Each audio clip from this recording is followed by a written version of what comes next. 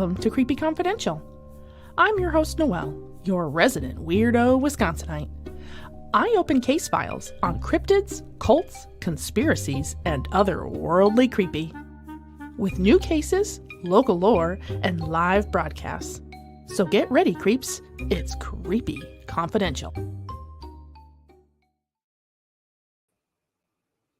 What's up, creeps, and welcome to Creepy Confidential After Dark. Thank you for joining us. As we get into our lovely evening, I want everybody to welcome a fellow Darkcaster, Darkcast Network. I want to welcome to the stage Courtney of Book of the Dead podcast. Courtney, welcome. Hi. Hello. So creeps, for those who are tuning in and hanging out with us, I'm going to bring my mic a little closer here because I feel like I'm talking across the stream here. There we go. That we are part of Darkcast Network. It is Indie Pods with a dark side. And she does one part of Book of the Dead podcast. Yeah. And the other half is your mom, correct? Yes, it is my mom. Very Lisa. Cool. So why don't you tell us what type of podcast do you do? So it's true crime. We tend to focus more on the more obscure cases, cases that you've either never heard of or cases that people rarely cover. Every once in a while, we'll sprinkle in something a little bit more fun. Sure. Zesty. A little bit more zesty, something you probably have heard of. Like we did Andrew Cunanan. Everyone knows about the murder of Gianni Versace. But I covered that one specifically because people don't realize that he had more victims than just Gianni Versace. So right. we like to spice it up with more well-known, but we try and focus on the lesser known. I like that. I like obscure myself. I like to cover the weird stuff. So now you are primarily true crime, though. You said this, you don't really dive into the cryptids like I do, or ghosts or anything like that, right? So we have before. I actually had my husband on for a special Halloween episode, and we covered the legend of the SS Ourang Medan, which is my favorite ghost ship story. Well, then you know what? I think we're gonna come back to that because we're gonna talk about ghosts. So at least you have put your little tippy toes at least into the paranormal. Alrighty. And then so with your podcast, because true crime, we were talking about this before we came on. I think true crime is way more that nonfiction is always worse than fiction. It's the things that humans are capable of is just crazy. Really bad humans. So in your arsenal, I want to dive right into it. If you have your episodes that you've done, which one does not let you, what lives rent free in your brain?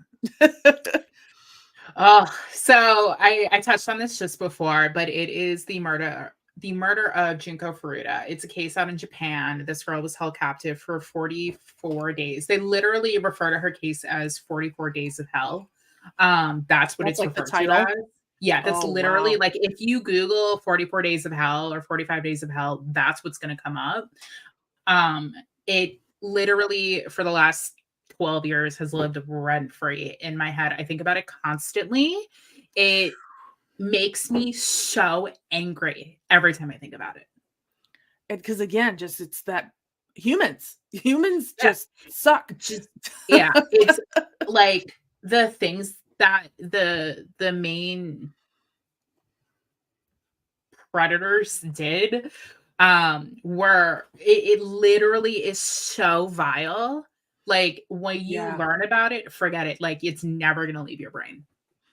I think that has even in my, I don't necessarily dive only into true crime, but either diving into, backstories of paranormal investigations where usually there's something bad that's stamped itself on that. Mm-hmm. The things that you learn that people do, it's crazy.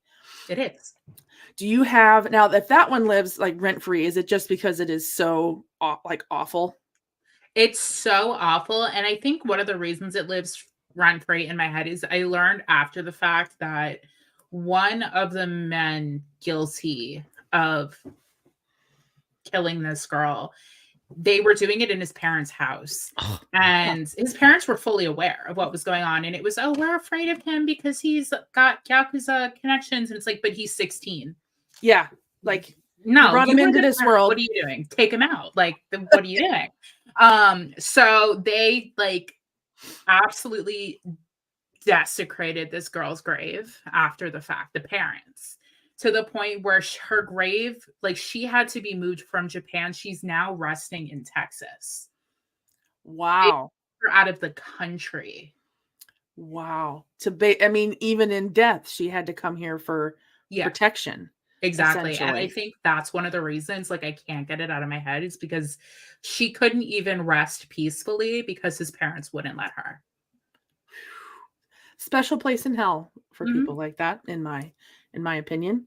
Have you ever had a case that you were just, not necessarily that it was the gore of it all, but where you're like, how, you know, like where, like something that was, I don't know, he used clowns as a source or something like that, like a real wacky case? I'm trying to think of like a really wacky one, because there's a lot. There's a lot. Are they pretty much always, you know, they find them, they do awful things, they kill them, and then we end up finding out the story later? Or is it like these weird, like you're just in the wrong place at the wrong time?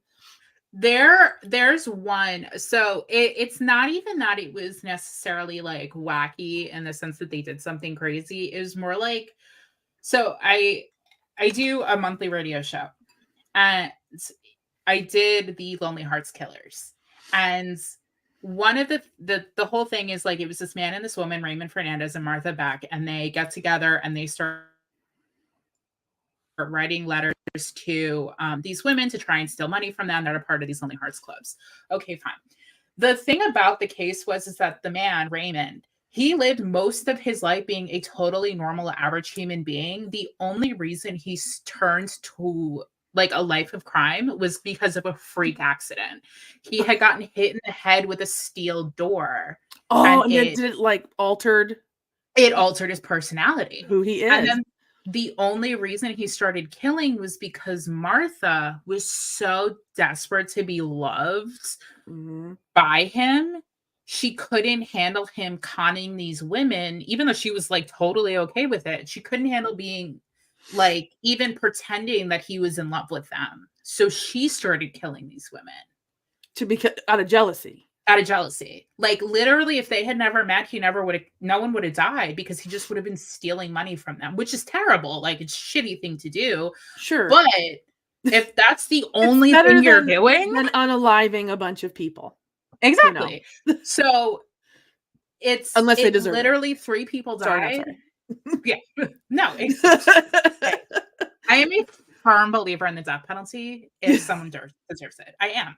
I got in trouble in Catholic school for that. I'll never forget it. He's in favor of the death penalty. No one raised their hands except me. Yeah. Me. It's cheap. Or cheaper. No, I'm with you on that one. I'm gonna grab something. Let me just hold on. I gotta grab. Of course, my nose is like running in the middle of this whole thing. Meanwhile, I'm shivering. I'm cold. Oh, you were all by yourself on the After Dark there for a second. That's okay. I handled it. Nothing right? exploded. Nothing exploded. We're still here. No, I think, and that's, you hear about stories like that, like head injuries are so bananas, because they go from one day being like, you know, they go to church, they bake cookies for their neighbor, they like everything that they could do right, they're doing right, and then they get bonked on the head, or they're in a car accident, and it like totally destroys everything that was straight line in their head. I've heard about that. Yeah, it literally, because what it does, depending on where you get hit, if it's in like your frontal lobe where your personality is programmed, it will literally roaches flip that switch. Yeah. I had I mean, a lot of people, this is like totally because I didn't have any flip switch that I know of. If like people ask me because my head shakes, I have a condition that makes my head shake. And the biggest thing that they went after was like, did you have any head injuries? You know, were you different between here and here and here and here? You know, it's like, no, I didn't get hit anything and I'm not killing people. Quit asking. It's just my head shakes a little bit. All right, I'm sorry. Yeah, like I get it. My noodles fried. So Ghost Dog says I've been bonked in the head a lot. I don't know, Ghost Dog. Should we be worried? Explains a lot. And then before that, it was brief. It was when we were in the middle there. So our CJ, Rainbow Crimes, the Unicorn Justice, she said, Noelle and Courtney, yay! So she's podcast mama. Right? I was just gonna say she is one of the mamas of Darkcast. We have a few like matriarchs that kind of keep us going. So in the world, you know, shifting from murder into weirdness, I guess, talking about ghosts, I want to know about this ghost ship because it sounds like you have had a little bit of diving into what it is and all that. Right. So tell us about this ghost ship that you were just talking about. So the SS Urang Madang. Hi CJ, we love you too. The SS Urang Madang was a ghost ship that basically what happened is people argue about when it actually happened. Some people say right before World War II, some people say right after World War II. But in the 40s, at some point, basically this SOS went out and it was everyone's dead. We need help. Everyone's dead. Like they're all dead. And so these ships went out and people argue about what ships. Some people say it was, you know, American ships. Some people say it was British ships. They go out to where this ship / coordinates were, which was in like the Straits of Malacca. And they allegedly get to the ship. They get on board and literally everyone is dead. Like even the dog is dead. And they all died with this look on their face as if they were terrified. And then as the story goes, they were going down to like the bowels of the ship in the cargo hold when a fire broke out. So they leave and the ship blows up and sinks to the bottom of the ocean. Okay. So the theories that have gone on with this, because there are so many theories. I'm sure there's so many. Yeah. The ship is never registered with any shipping log, ever.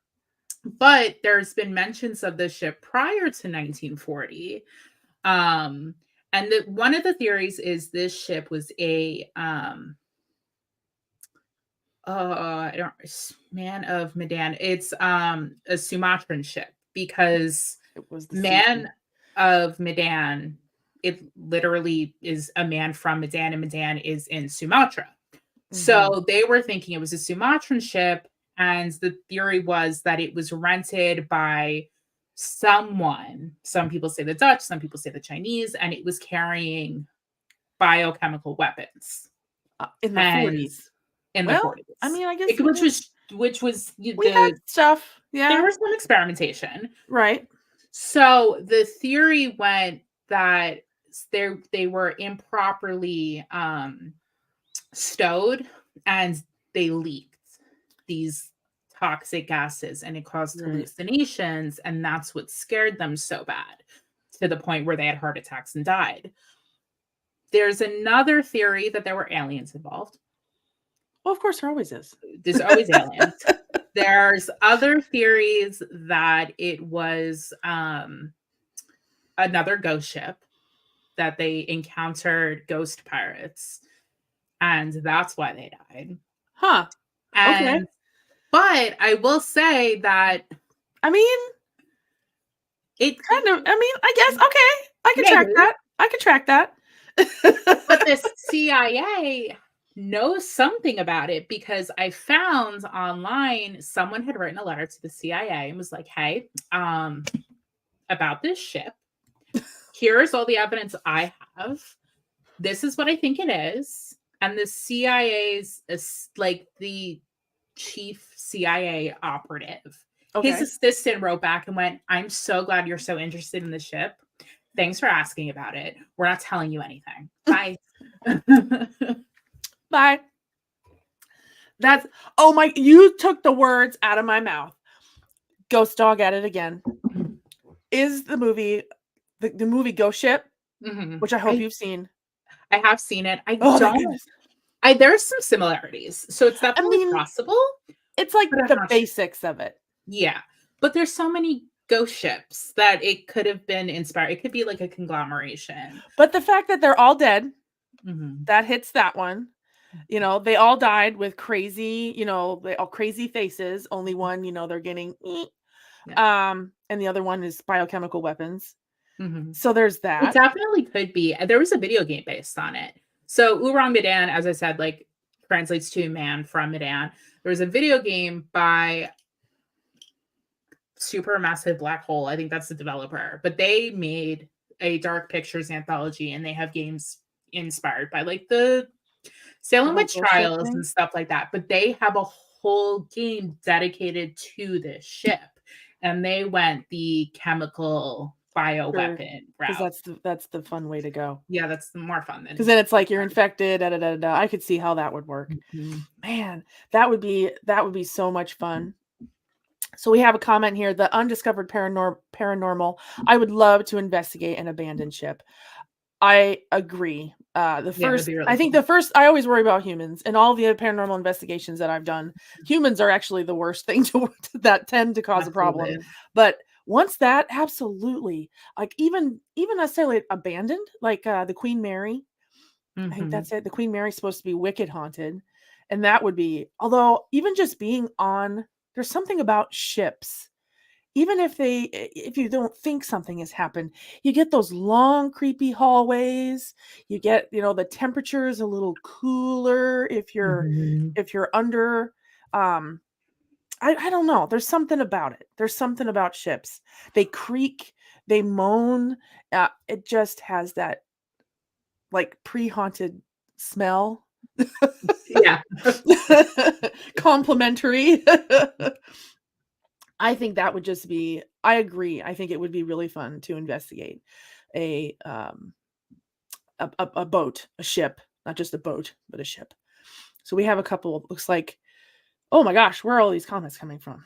Everyone's busy. Yes. CJ says Queen Mary would be incredible. And then of course, undiscovered paranormal. So in Cincinnati, now I'm near Cincinnati. So I would like to know, an undiscovered paranormal, what ship you're talking about in Cincy, because I'm up here in Seabus and I need to know about that. So speaking of ghost hunts, I think so have you been on a paranormal investigation, or this is like one that you are interested in? I haven't personally been on like an actual paranormal investigation. Actually, my husband's uncle, that's what he did for a living, and he wanted to take us. He unfortunately passed before we could, but he did that. And one of the things he told us when we were going on our honeymoon was, when you go to Savannah, you have to go to Moon River Brewery. He's like, because it is so haunted, because the whole town's built on a massive graveyard. I mean, the whole area is one big. That's true. Graveyard. So we went to Moon River Brewery, and when I tell you, the things that happen there were paranormal, I'm not even kidding. Well, you can't just lead with that. You're talking. I have 20 years experience of investigating and researching. So give me the good. Okay. So we go to Moon River Brewery, and we're eating because it's a brewery, and we were kind of interested because my husband's really into ghost adventures, like the show. So they had covered it, and his uncle's like, you gotta go, like it actually is haunted. So we're eating, and our waitress comes by, and we're like, look, can we just, and she's like, you want to know about the ghosts? And we're like, yeah. Yeah. Thank you, undiscovered. So she's like, I'm gonna give you the good tour, not the tour that you pay for. You're gonna get the good tour. Yeah, the inside scoop. So she takes us to the basement, And, you know, it's already creepy down there. It's a basement. What's a basement? Yeah. It's a basement. It's creepy. Yeah. And I had this terrible feeling the whole time we're down there. I'm like, I don't like this. I was wearing a ring that I had gotten in Savannah from like a crystal shop, and they're like supposed to be for protection. This ring burned my finger. Yeah. I'm not even kidding. And it burned my it's finger. A rock. It's and not it's a rock. Protect you. But it literally like it burned my finger. While we were down there, it was super weird. And then I'm standing like kind of off to one side because I'm like, I have this feeling. It was like all of the alarm bells were going off. And my husband's looking around at the waitress and she's telling us, you know, there's like a little boy that's apparently down there, and something blew in my ear. We were in a basement, no windows. It was a little that happen, so I know what that feels like. Okay. My ear nearly jumped out of my skin. So then we go upstairs to like the third floor where the tour, when you do the paid tours, they don't take you. Like there's literally a rope. You're not allowed to go up there. She's like, sure. We'll go up there. So we're up there and we're looking around, and it's like literally falling apart up there because they were because they don't go up there. They don't go up there. They kept trying to renovate it. And every time they tried to renovate it, something weird happened. Like someone fell off the ladder, like someone fell down the stairs. Sure. They're doing it up. I get it. We're just going to leave it. Yep. It's fine. So while we're up there, I started getting this weird feeling again. And there was like a curtain. And under the curtain, we saw feet walk by, which was weird. And then the girl's manager comes up and was like, oh, are you doing another tour? And she's like, babe, no. Weren't you just behind the curtain? And he's like, you watched me come up the stairs. What do you mean was I behind the curtain? Like the only people up here are you. So that was another thing. And then while I'm standing there going, who was behind the curtain? Someone pulls on my hair. So I don't know if it was this little boy playing tricks on me, but he's like, let me yank on her hair. Sure.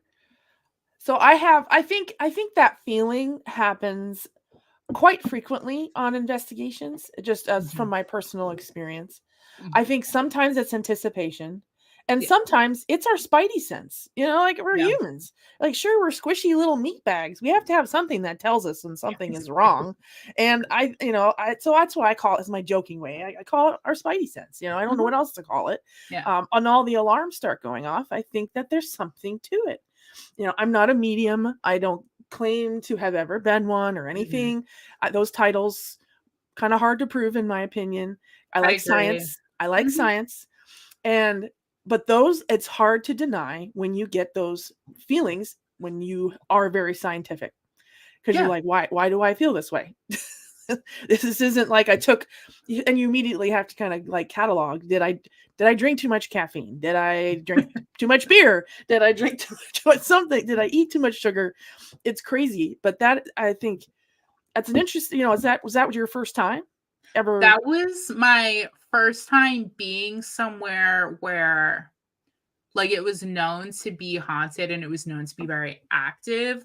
Like the whole time we were in Savannah, I had a really hard time. It was like my anxiety was through the roof the entire time. I felt so bad because of my honeymoon. I was like a mess the whole time. I had never felt like that before anywhere else I'd ever been, where it was like this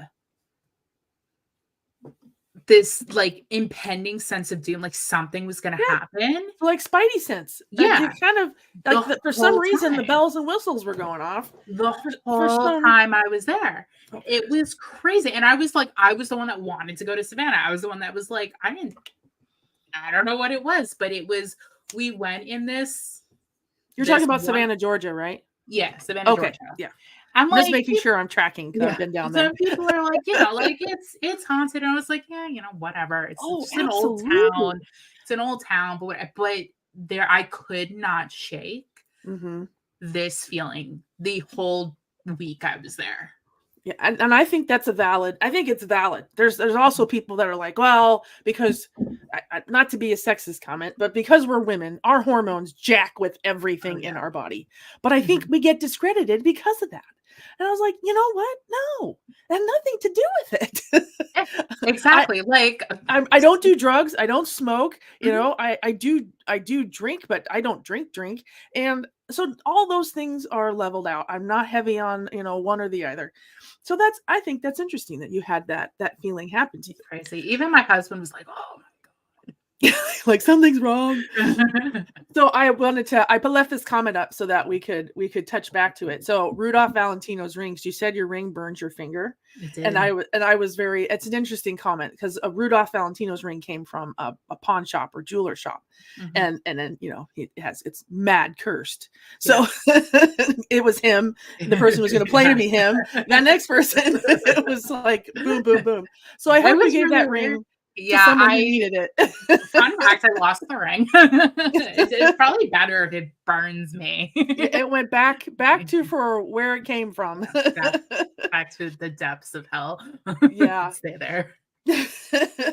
So Undiscovered Paranormal says, for your first investigation and all that to happen, it was awesome. So he says, or they say, kudos to you, Courtney, for being able to handle that. I didn't have a heart attack. I didn't die. So yeah, you're still here. You're still here. Yeah. Did you find that after that you either you never wanted to be a part of anything like that again, or did you find that it was like potato chips? You eat one and before you know it, you're like half in the bag. I would do it again. Before that, like I said, like my husband's uncle wanted to take us. And like for a really long time, I was like, no, that's stupid. Like, I'm not going to do it. And after I was like, you know what? Do it. I can do it. And my husband's like, you had anxiety the entire time we were in Savannah. Like, what do you mean you're going to go on like an investigation in a prison? Should you decide that you're going to, not to drop too much of a spoiler for everybody that's listening, but if you've already paid attention, I dropped a Ghost Hunting 101 episode a little while back. It's going to be a class. We're going to do a 100 series, a 200 series, and a 300 series for the master investigator. So those who are tuned in, just know that's coming down the pipeline. You'll be able to come to in-person or digital classes because there is stuff to learn. I think sometimes people just want to jump in and sure, that's fun. But if you really want to see what's going on, you want to learn what the devices are doing. You want to learn about the history when they're talking about ectoplasm, or you love Ghostbusters, the original. And from a kid forward, it changed you. As I get older, my humor seems to change between different people because of that movie. But just know, I think that's very cool and interesting that because some people they don't want to be around that. So kudos to you for jumping in and being your own little paranormal investigator. There's like amongst I'm in like a whole bunch of strange. Well, I mean, we're all strange, right? I mean, the weirds. This is Creep Nation, for God's sakes. I find myself in many different circles. There's either like the true crime people who are all about the story. Tell me about the story. Tell me about the justice.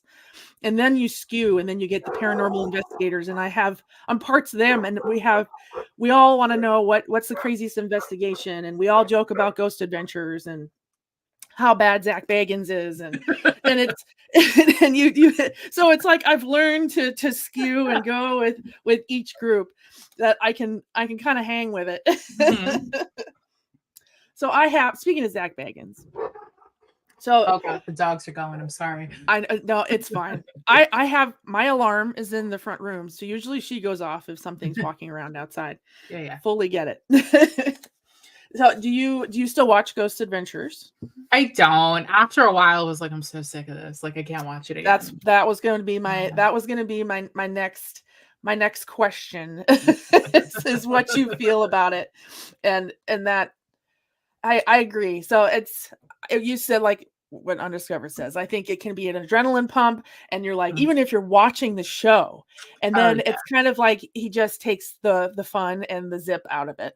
There are some where I watched that it was super interesting. It was super into it, loved it. And then there were others where I literally like It was one of those where he like almost fell down the stairs or whatever. It's like the ghost tried to protect me and push me down the stairs. I'm like, dude, I watched you throw yourself backwards. Like I watched that on camera. Like, and you didn't tie your big ass shoes.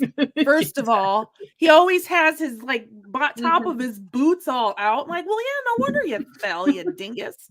Yeah, exactly. So I'm like, I can too. Don't get me wrong. My hubby will call me out because I love watching just for the sake of watching. Yeah. That I will sit in my chair in my jams and eat my popcorn and M&Ms. But then the next time I'm like, if you're getting possessed this much, you shouldn't be doing it. Exactly. Exactly. How many times? How many times, sir? And quit yelling at Aaron. I know. Justice for Aaron. That poor man. That poor man. That's what Ghost Dog says. Go in the room, Aaron. But I also think those shows can give you good like big places like Savannah. There's so many places down there. I think it kind of depends on, if were settled, like places that were settled really early or places that were settled a little later. Kind of depends on the type of investigation, I guess. Now that paranormal's one thing. I mean, everything's kind of paranormal, but what about aliens? Have you think you've ever seen an alien's like ship in the sky or anything like that? Me personally, no. Do I think there's aliens out there? Absolutely. Like I'm not. That was gonna be my next question. Okay. I'm not we're the only like living creature in the entire like galaxy. Right. It's kind of naive, right? And self-centered. Exactly. Like, no, we're not the end all be all. All right. Like, let's be real. Do I think I've ever seen anything though? No. Man, it seems like I got a rash for a while. Well, it doesn't sound good. I didn't have a rash personally. There was a string of people that like they had either seen something in the sky where they thought, like something moved too fast, zip or whatever. Like that's what happened to me.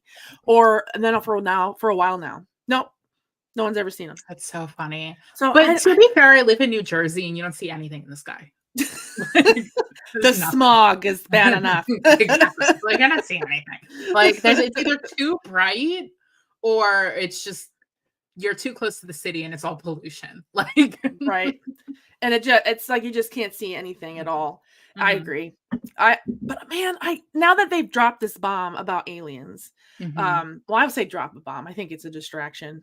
Okay. What's your opinion on that? Do you think the aliens, government telling us that there's aliens, is that a distraction? It's fully a distraction, but also no one reacted to that. It was like because we're all trauma bonded because of all the other BS. Exactly. The government announced aliens, and everyone's like, "Hey, and like, yeah, like, can you make gas prices lower? I really don't care." Yeah, you could tell it was like they made this present, and we were like, "And do you want it?" Pass it on to the next one. Like, yeah. Oh, that was a trip. That just happened recently. So I think I get where all of a sudden I want to read all about aliens because there's a lot of books from the 50s and the 60s because all of a sudden they popped up. We had nothing about aliens and all of a sudden there were all these people that saw aliens, kind of starting from Barney and Betty Hill. Yeah. And then it just went kaplooey.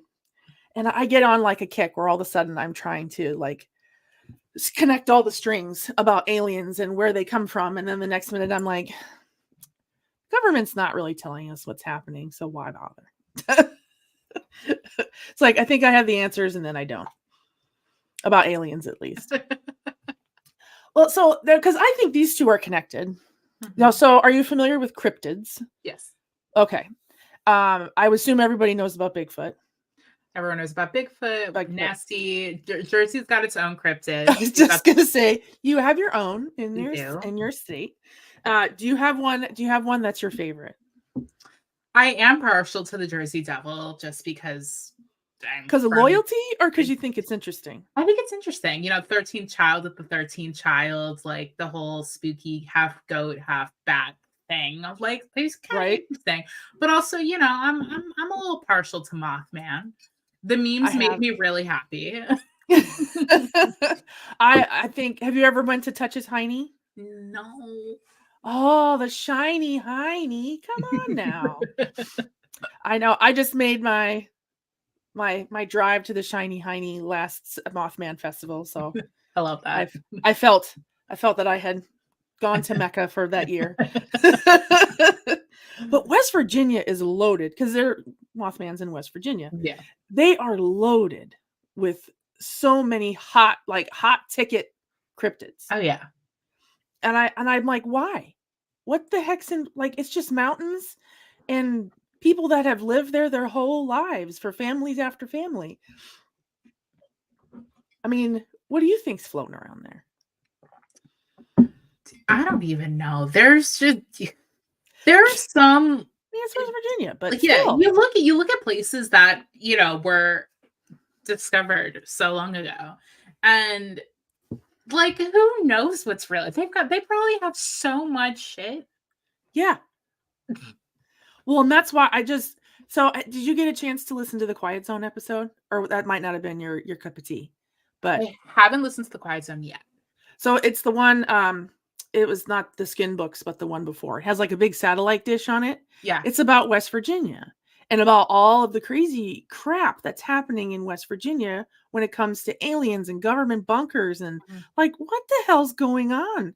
Yeah, I don't know. There are some places that it's like, are you guys okay? Yeah, right. Do you need help? Well, and that in West Virginia, it is the world's largest radio telescope. Mm-hmm. And there's a government-funded program that's keeping it alive, strictly looking for extraterrestrial communication. I bet you, if it's going to be anywhere, it is going to be in West Virginia. And Mark Zuckerberg is a part of the group. I mean, so there you go. Everybody else is just wanting to listen, and his is like, we should send swarms of probes to such and such. And of course he's funding it. So I'm like, that's how you piss off the aliens. Let's not. Yeah, like, let's not. We're doing a really great enough job at like almost blowing ourselves up. Yeah, we don't need help. On a bi-weekly basis. We don't need the help. We don't need any help. We're doing fine on our own. Now I skipped right into the aliens and ghosts and everything, but I have a couple questions about your podcast. Sure. So because this podcast is both you and your mom, correct? Yes. So when did you guys like start it when like let me rephrase that. Were you super, super young and she was into true crime and then she brought you along? Or was it kind of the other way around? It was the other way around. So I grew up super into horror. Like, I mean, case in point, like I got Frankie on my arm. And it's going to be a whole thing. But I grew up super into horror. My mom wanted nothing to do with it. She's like, absolutely not. She's a Disney girl.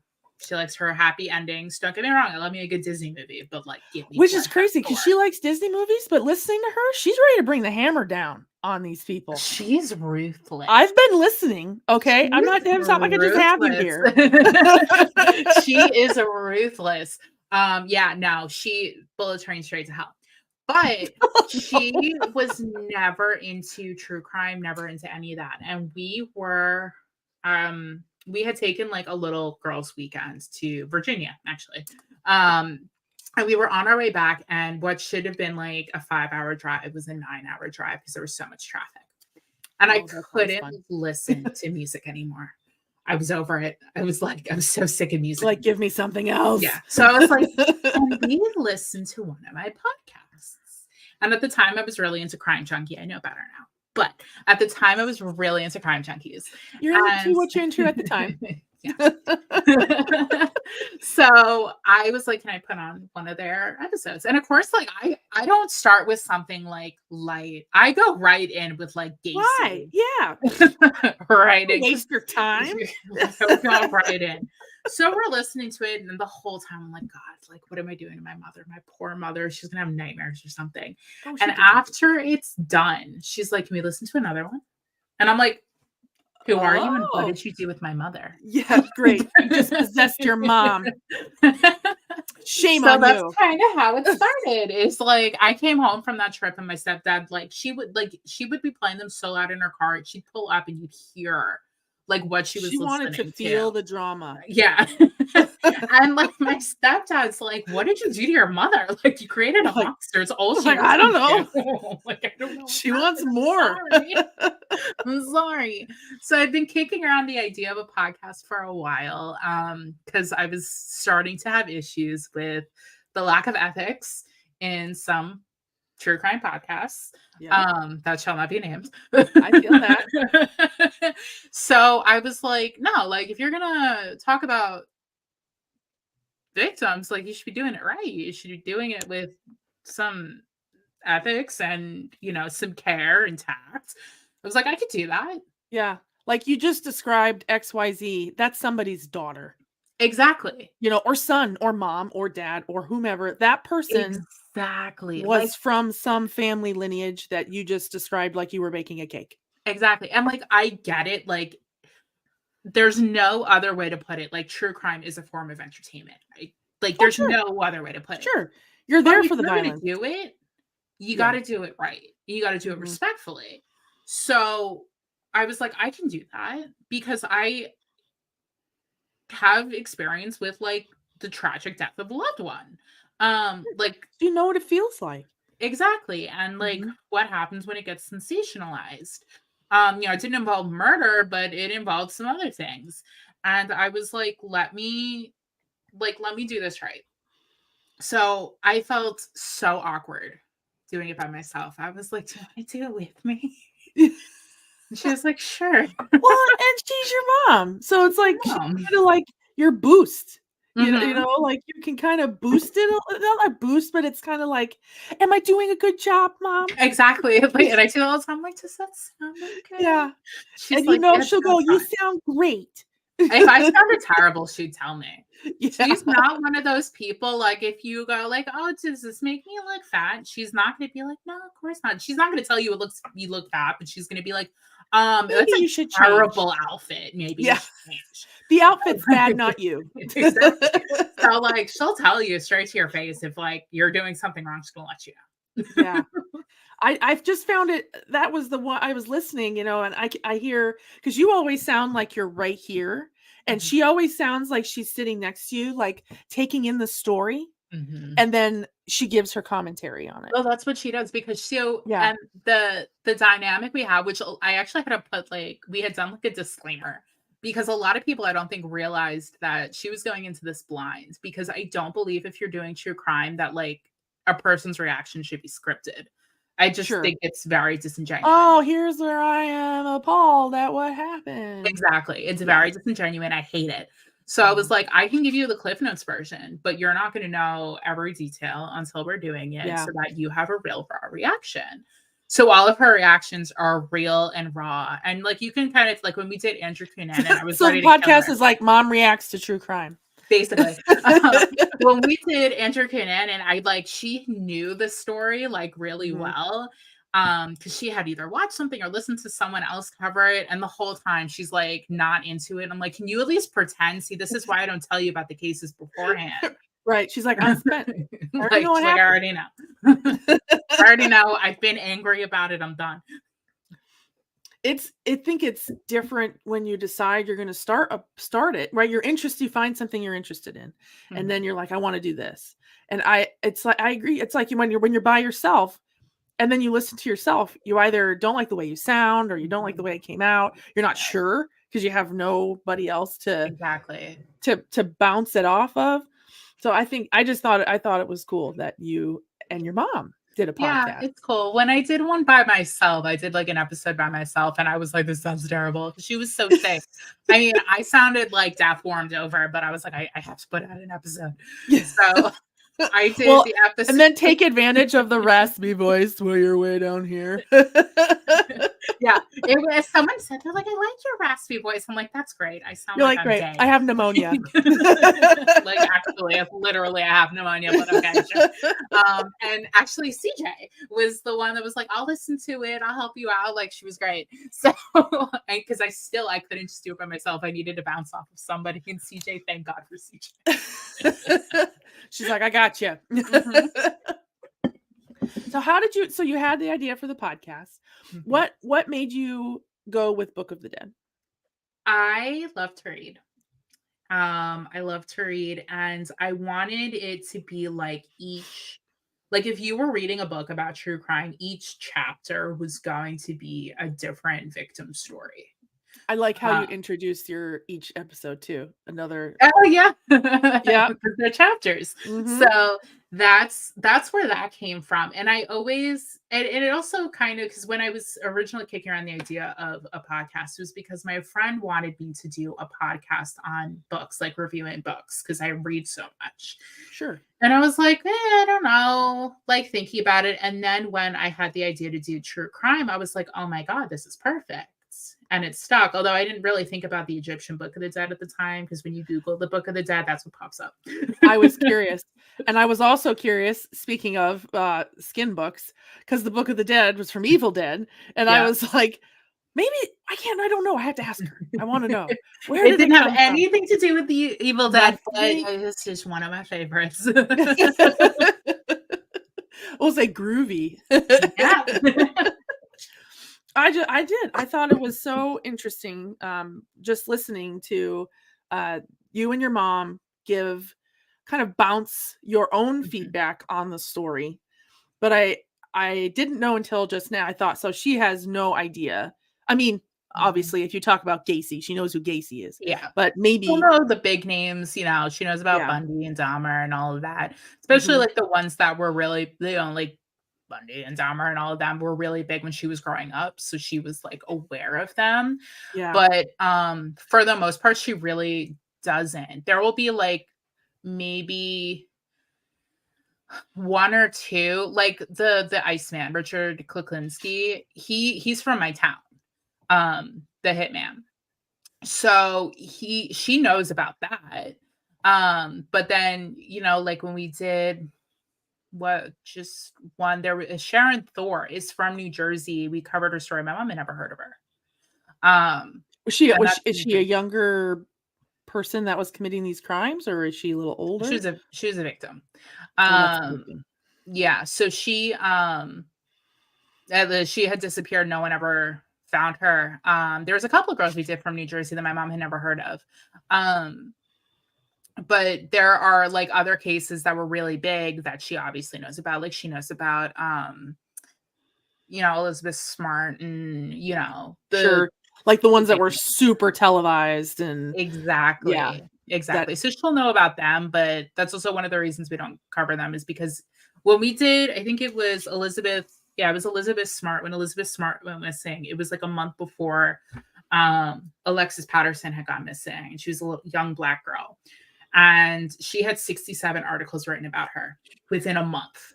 Wow. A whole month. Elizabeth Smart went missing. And not to say she didn't deserve all the publicity because she was it just didn't still happen. A missing child. Mm-hmm. She had like over 300 articles written about her in the first week. Yeah. So it's like what makes them choose that this one gets it? It could be, it doesn't matter what race, creed, color, religion anybody was. Mm-hmm. It seems like if you put 10 cases and they're all pretty similar, they'll pick one that just they ride the heck out of it. Yeah. And it's like I understand that, yes, some people, if you look at cases, perhaps some people feel that there's different ones that get higher profiles for stupid reasons. But then there's ones that you're like, people need to know about this, and it just gets buried. Exactly. There's a few that I've done that like got zero coverage. I did one. I cannot for the life of me remember her name, and I feel like an ass because I don't remember her name. You're not an ass. There's a lot. I did it on TikTok because I just didn't have enough information for an episode, and someone literally commented, it was like, "Thank you so much for telling her story because I don't think I've ever heard a whisper of her name, and I don't think that's right." And I was like, buried. Yeah, it does. Do you have a case that you have your eyes on now that's I know you don't want to drop all the hints, but because we want to know about a case, is there one that we should look forward to in the future?